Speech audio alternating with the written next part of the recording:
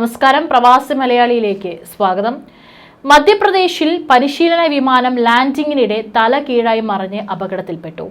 ഇത്തരത്തിൽ പരിശീലന പറക്കലിനിടെ പലപ്പോഴും ഇത്തരത്തിൽ വിമാനങ്ങൾ അപകടത്തിൽപ്പെടുന്ന സാഹചര്യം മുൻപ് റിപ്പോർട്ട് ചെയ്യപ്പെട്ടിട്ടുണ്ട്.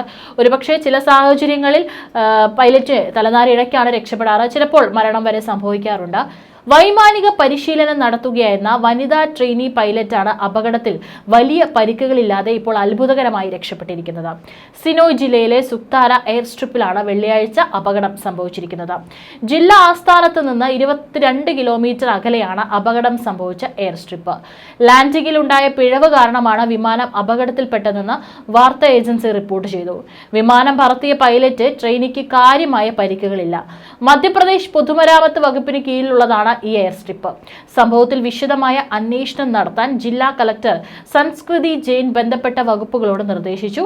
അന്വേഷണം പൂർത്തിയായ ശേഷമേ അപകടത്തിന്റെ യഥാർത്ഥ കാരണം വ്യക്തമാവുകയുള്ളൂ എന്നാണ് അധികൃതർ അറിയിച്ചത്. അപകടം നടക്കുമ്പോൾ ട്രെയിനി പൈലറ്റ് മാത്രമാണ് ചെറുവിമാനത്തിൽ ഉണ്ടായിരുന്നത്. Red bird aviation private limited എന്ന കമ്പനിയുടെ ഉടമസ്ഥതയിലുള്ള വിമാനമാണിതെന്ന് റിപ്പോർട്ടുകൾ പറയുന്നു. പതിവ് പരിശീലന പരിപാടികൾക്കിടെയായിരുന്നു ലാൻഡിങ്ങിനിടെയുള്ള അപകടം. കഴിഞ്ഞ മാസവും ഇത്തരത്തിൽ പരീക്ഷണ പറക്കലിനിടെ അപകടങ്ങൾ സംഭവിച്ചിട്ടുണ്ടായിരുന്നു. ഒരുപക്ഷെ കാലാവസ്ഥയടക്കം മോശമാകുന്നതും ഇത്തരത്തിലുള്ള അപകടങ്ങൾ സംഭവിക്കാനുള്ള സാധ്യത വർദ്ധിപ്പിക്കും. അല്ലെങ്കിൽ എന്തെങ്കിലും സാങ്കേതിക തകരാറും ഇത്തരത്തിലുള്ള അപകടങ്ങൾ സംഭവിക്കുന്നതിന് പിന്നിലുള്ള കാരണമാണ്.